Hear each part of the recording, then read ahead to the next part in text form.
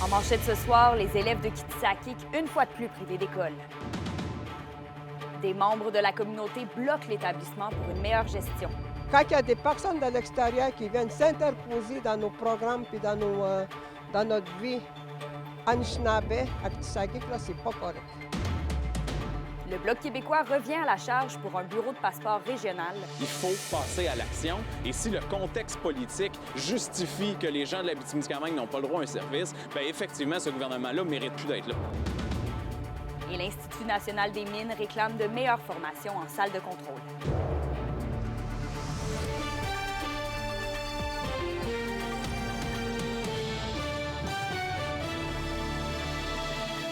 Bonsoir à tous. Très heureuse de vous retrouver pour ce TVA 18h. Des manifestations ont actuellement lieu à l'entrée du village de Kitsakik et ça force la fermeture de l'école primaire de la communauté. C'est la troisième fois que l'établissement est obligé de fermer en quelques mois. Les détails avec Alexis Dumont. La tension monte à Kitsakik. Il n'y a pas question que je laisse passer ces affaires-là. En ce moment, les actions posées, là, ça a des répercussions, puis il faut vous tenir compte de ça. Il faut que vous vous réveillez. L'accès à l'école primaire de Kitsakik est bloqué depuis mercredi et c'est encore le cas aujourd'hui alors que des dizaines de manifestants réclament des changements. Il y a beaucoup de choses qui brisent là, à l'intérieur des familles. Les familles aussi, il y en a qui sont déchirées. Là. Fait que, tu sais, en dénonçant des situations, c'est ça qui fait que ça a un impact. Ça. C'est pas un environnement où on a l'impression qu'on peut accomplir vraiment notre devoir en tant qu'intervenante, en tant qu'enseignante, en tant qu'éducatrice, en tant que directrice. C'est dur de mener, de travailler dans ces conditions-là. Ils espèrent également plus d'ouverture d'esprit de la part du conseil de bande qu'ils accusent d'éviter les discussions sur le sujet. Le conseil qui doit venir s'asseoir avec les manifestants et les écouter. Depuis le début, là, on ne les voit jamais. Quand tu es un bon leader, là, tu es supposé d'être dans la communauté, aller voir tes membres et tout ça, puis ça ne se fait pas. Puis je pense que c'est important que le conseil joigne la main à ces membres qui sont là. Les manifestants ont bien l'intention de se faire entendre jusqu'au bout. Si le conseil ne veut pas se joindre aux Anishinaabe d'ici, à ces membres que je dirais, oui, on va continuer. Oui, on va le faire. J'ai pas de problème avec ça. À noter que le conseil n'était pas disponible pour une entrevue aujourd'hui. Les manifestants n'excluent pas la possibilité de tenir d'autres manifestations dans les semaines à venir et pas question pour eux d'abandonner tant et aussi longtemps qu'ils n'en seront pas venus à une entente avec le conseil de bande. Alexis Dumont, RNC Nouvelles. Et toujours en lien avec ce dossier à Kitsakik, le Conseil Anishinaabeg n'a pas pu nous accorder d'entrevue au courant de la journée, mais par voie de communiqué, il mentionne que les interruptions causées par les manifestations entraînent de sérieuses conséquences au niveau de l'éducation des jeunes. Et le Conseil dit ne jamais avoir été informé de la tenue de ces manifestations et demande aux membres de la communauté d'user de leur bonne foi et de faire preuve de respect. Le gouvernement fédéral tarde depuis plus d'1 an à ouvrir un bureau de passeport régional à Rouyn-Noranda, une situation que le député bloquiste Sébastien Lemire déplore. On peut l'écouter. Donc, M. Lemire, est-ce que vous jugez que le gouvernement fait preuve de mauvaise foi dans le dossier? Je suis tanné. Effectivement, à un moment donné, c'est un enjeu de volonté politique et administrative. Parce que ce qu'on sait, et je vais être honnête avec vous, depuis plus d'1 an, on sait que les équipements pour servir les bureaux de passeport sont ici depuis l'automne 2023. Moi, j'ai fait plusieurs lettres courriels de suivi avec mon équipe pour pouvoir s'assurer que le service soit mis en place. On nous répond d'abord dans une rencontre avec le secrétaire parlementaire qui a eu lieu au mois de mai dernier. Ah, ben là, on ne sait pas, on évalue, les locaux sont peut-être plus petits. On lui dit, non, on le sait que les équipements sont rentrés, on le sait que tout ça a été validé. Ah, ben finalement, c'est pas ça, c'est peut-être qu'un problème informatique, ah, le personnel n'a pas été formé, etc. C'est tous des éléments humains et donc une décision humaine qui doit être prise. Moi, j'ai écrit de façon très directe au ministre. Il doit prendre la décision d'ouvrir un service qui a été ouvert à Rimouski, qui a été ouvert à Gaspé, qui a été ouvert à Sudbury, qui a été ouvert dans bien d'autres régions et qui a un impact sur les gens de l'Abitibi-Témiscamingue qui est beaucoup plus fort qu'ailleurs. Parce que si t'es à Rimouski, tu as 2 heures pour te rendre à Québec. Si t'es au Saguenay, tu as 2 heures pour te rendre à Québec. Si t'es à Rouyn-Noranda, tu as 6 heures pour te rendre à Gatineau ou pour te rendre à Montréal. Bien, on doit avoir ce service-là, 10 jours, qui est possible de retrait à Rouyn-Noranda, puis offrir ce service-là d'urgence pour les gens. Donc c'est ça, les gens de la région doivent encore se déplacer, les gens de la région doivent encore supporter des coûts supplémentaires pour avoir un passeport. Est-ce que vous sentez peut-être que les gens sont pris en otage dans le dossier, là? Bien, tout à fait. La logique gouvernementale dans un projet pilote, on aurait dû prendre l'Abitibi-Témiscamingue en premier à cause des défis géographiques qu'on a. Et déjà qu'on a un beau défi dans la logistique de l'aviation pour l'Abitibi-Témiscamingue, de l'Abitibi-Témiscamingue vers Montréal ou vers les grands centres. En plus de ça, se rajoutent les problématiques de passeport. À un moment donné, il y a des actions gouvernementales qui doivent se prendre pour les gens de l'Abitibi-Témiscamingue qui payent leurs taxes comme partout ailleurs, puis même qui payent plus qu'ailleurs parce qu'au prorata de la population, on contribue encore plus au PIB que partout ailleurs. Mais est-ce que vous jugez que le contexte gouvernemental est le bon pour exiger l'ouverture du bureau? Bien, à un moment donné, je veux dire, oui, on est dans un contexte d'un gouvernement qui est en fin de régime, un gouvernement qui est passif. On le voit à la Chambre des communes présentement, mais il est toujours le gouvernement en place. Et ce qu'il a à faire, bien, c'est donner la directive de former les gens, d'offrir les services. C'est très, très simple et c'est pas une question, justement, de pouvoir ou d'action. Tout est déjà en place. Il faut passer à l'action. Et si le contexte politique justifie que les gens de l'Abitibi-Témiscamingue n'ont pas le droit à un service, bien, effectivement, ce gouvernement-là ne mérite plus d'être là. Vos réponses à la question du jour TVA. Une présentation de la Clinique infirmière Nord-Ouest partout dans la région. Nous vous offrons des consultations rapides avec des infirmières et infirmières praticiennes spécialisées et un nouveau service de téléconsultation. Contactez-nous pour plus d'informations ou visitez notre site Web. Et à la question du jour, on vous demandait « Aimeriez-vous avoir accès à un bureau de passeport régional? » Vous avez répondu « Oui » à 92 %. Comme on le sait, les avancées technologiques prennent de plus en plus de place dans l'industrie minière québécoise. Maintenant, l'Institut national des mines demande que la formation suive elle aussi le pas pour mieux outiller la main-d'œuvre. Félix Blaquière a les détails. Dans un contexte où les salles de contrôle sont toujours de plus en plus automatisées, l'Institut national des mines plaide pour que la formation soit mise à niveau. Il n'y a pas de cours, en fait. Vous savez, il y a 10 ans, on parlait des étudiants qui étaient à l'école qui travailleraient éventuellement dans un métier qui n'existe pas, mais on est rendu là. Les salles de contrôle dans l'industrie minière sont en développement actuellement, mais il n'y a pas de profil de compétences qui a été créé. Analyse de données et connaissances informatiques sont quelques-unes des compétences pressenties pour la formation. On pense que c'est de niveau collégial. On verra à la fin des consultations ce que ce sera. Mais après, on va aller voir si on peut jumeler certaines compétences à un cours qui est déjà existant ou on doit créer absolument carrément une nouvelle formation. Si avec l'automatisation, il y a des craintes quant à une réduction de l'embauche de la main-d'œuvre, l'instance répond que c'est aussi une solution face au manque de celle-ci. On manque de travailleurs, on a besoin de compétences. C'est plus difficile depuis plusieurs années, même je dirais 10 ans, en Abitibi-Témiscamingue notamment. C'est sûr qu'on optimise les travaux, on automatise. Donc, évidemment, ce qui va se faire à la surface, ça sera avec peut-être des camions autonomes. D'ailleurs, ça se fait déjà avec des camions autonomes sous terre. Des compagnies minières saluent l'initiative portée par l'Institut national des mines comme Eldorado Gold Québec. En 2023, on a un de nos employés, Sonny Melançon, qui a eu des discussions avec l'Institut national des mines pour soutenir une démarche, faire avancer les choses pour pouvoir développer une formation avec des établissements scolaires, entre autres. Et Eldorado Gold, on est très fiers de vouloir être un partenaire principal pour développer ça. On va soutenir ça, c'est certain.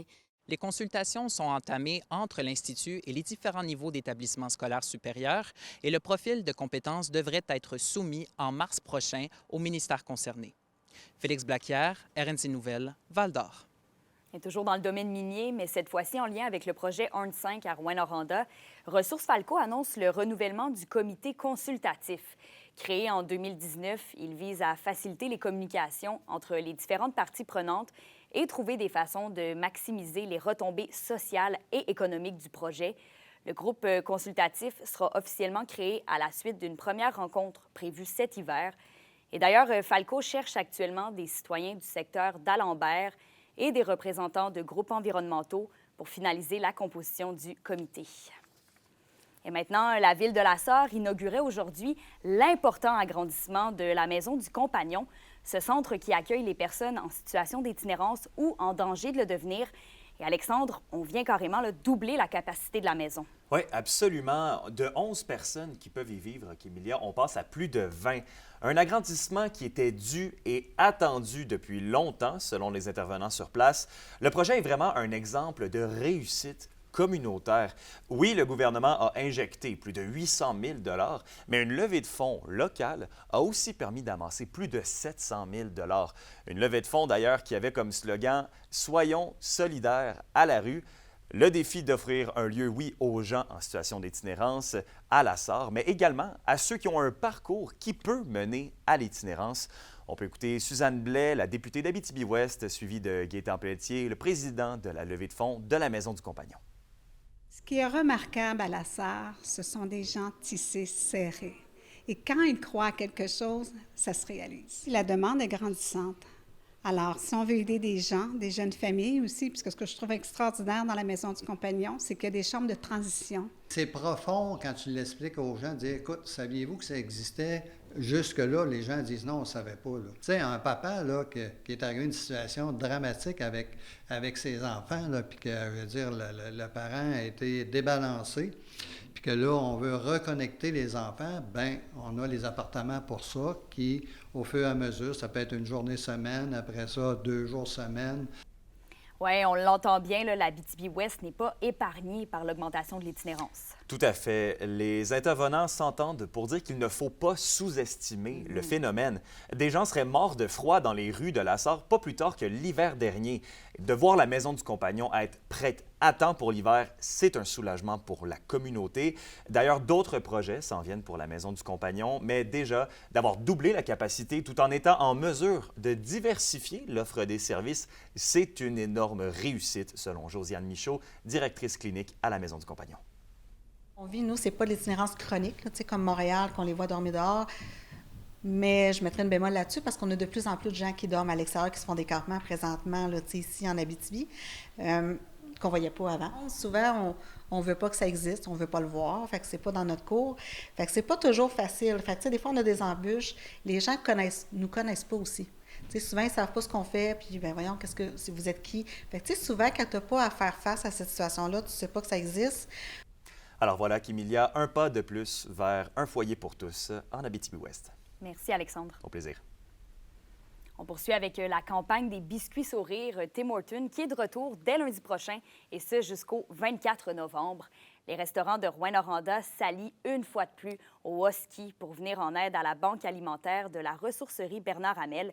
Parmi l'implication de l'équipe de la LHJMQ, 4 billets de match seront offerts à l'achat d'une boîte de biscuits sourires. Les citoyens et les entreprises sont donc invités à se procurer des biscuits et aussi à offrir des denrées non périssables pour venir en aide aux personnes de la communauté dans le besoin. Et avec les dons amassés, la ressourcerie a espoir de distribuer plus de 1000 paniers de Noël cette année. On est confiant aussi qu'on va battre des scores cette année. La population répond bien. Présentement, on a une prévision de 1000 paniers de Noël, donc c'est beaucoup plus que l'année dernière. On parle pratiquement de 300 de plus, là. Mais on est confiant aussi qu'on va y arriver. Ça avance déjà très bien. C'est tout le temps le fun de participer à ces trucs-là. Puis, oui, on est des joueurs de hockey, mais en même temps, on est des humains. Puis, ça nous tient à cœur. L'année passée, ça a été un succès. Donc, on espère encore que cette année, bien, ça va être encore mieux que l'année passée.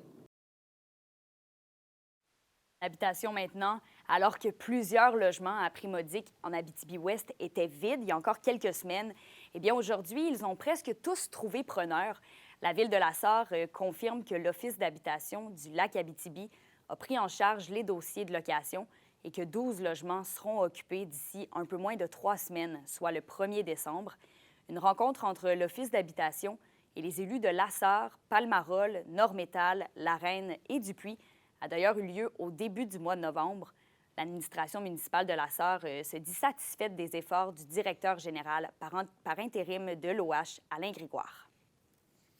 L'indice boursier minier au TVA Nouvelle 18h est une présentation de GFM Groupe Financier. Dirigeants d'entreprises et particuliers, fiez-vous aux experts de GFM pour vos placements, assurances de personnes et assurances collectives. Car pour vous, ils vont au-delà de la finance. Je suis Céline Gidalaire. Après la pause, on vous revient avec les détails sur le vernissage de l'exposition Résonance.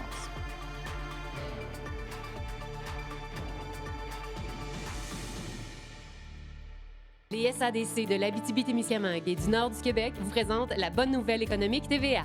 À Dupuis, l'entreprise centenaire La Ferme La Fontaine-Noël, productrice dans le domaine bovin et l'élevage de chiens bergers, est assurée de son avenir en raison d'une relève de 4e génération.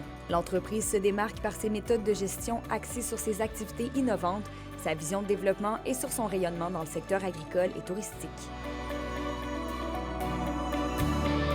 Les SADC, partenaires de l'économie de la région.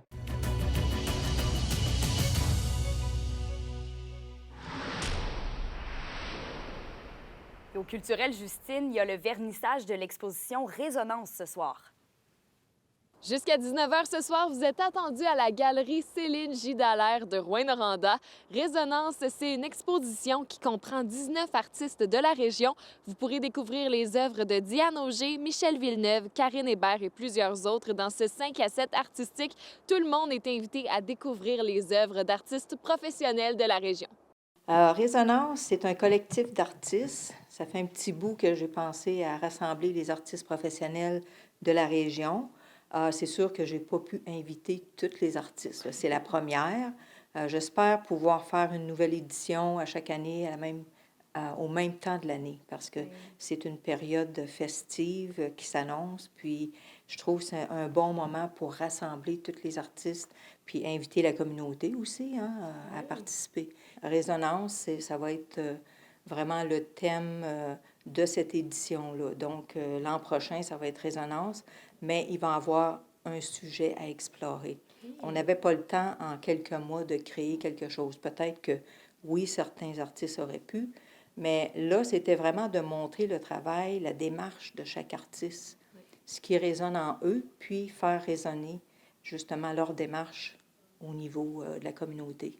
Le Chœur Magnificat présente un tout nouveau concert Noël des Anges qui se déroulera à l'église Saint-Bernard de Sullivan ce samedi 16 novembre à 19h30. Sous la direction artistique de Sylvie Germain, le chœur sera accompagné de 21 musiciens et musiciennes et il présentera plusieurs extraits de la Messa di Gloria de Puccini ainsi que d'autres pièces. Les billets seront disponibles directement à l'entrée au coût de 20 $ pour les adultes et gratuits pour les moins de 18 ans. Si vous avez hâte à Noël, eh bien Magnificat vous amène dans le temps des fêtes en fin de semaine.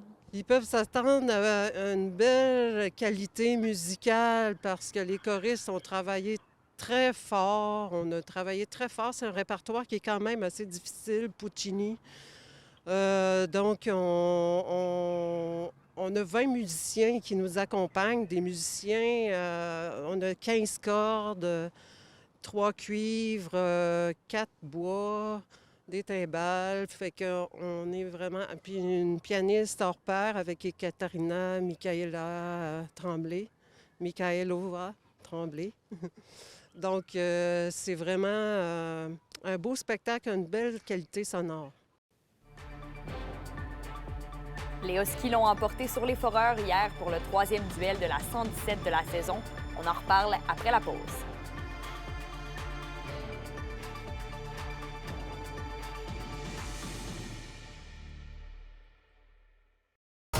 Les sports vous sont présentés par Thibaut GM, votre concessionnaire de confiance à Rouyn-Noranda, là où qualité et choix se rencontrent. Et les Huskies poursuivent leur domination sur les Foreurs. Ils l'ont emporté 4-1 hier soir lors du 3e duel de la 117 de la saison. Un match chaudement disputé devant plus de 2000 spectateurs.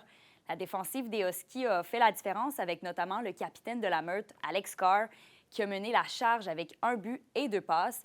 Et si le premier trio infernal des Huskies a été tranquille, c'est la profondeur de l'alignement qui s'est démarquée. 1 but pour Thomas Verdon et pour Benjamin Brunel. Et du côté des Foreurs, Alix Durocher a été le seul marqueur des siens avec 1 but en avantage numérique. Nos 2 équipes de la région reprennent l'action dès ce week-end à la maison contre les Olympiques de Gatineau et les Moussettes de Halifax. La météo, une présentation de Nicole Auto de la Sarre, la capitale du pick-up. Vous y trouverez toujours le meilleur choix, toujours le meilleur prix. Justine, on va avoir des températures stables pour les prochains jours. Effectivement, Kémélia, et pour ce soir et cette nuit, en Abitibi, on aura un minimum de moins 4 degrés et un ressenti de moins 6 au courant de la nuit. Et pour le Témiscamingue, on aura un minimum de moins 1, ressenti moins 5. Et pour demain, en Abitibi et au Témiscamingue, ce sera nuageux avec un maximum de 4 degrés et un refroidissement et un lien de moins 6 le matin. Et un petit aperçu pour samedi, pour bien commencer le week-end sur l'ensemble du territoire, on aura du soleil avec un maximum de 4 degrés. Ça va être très plaisant d'avoir le soleil qui va venir nous faire un petit coucou samedi. Alors, j'espère que vous allez en profiter. OK, oui. Merci, Justine. Donc voilà, c'était l'essentiel des informations. Passez une belle soirée. On se retrouve demain pour le TVA Midi.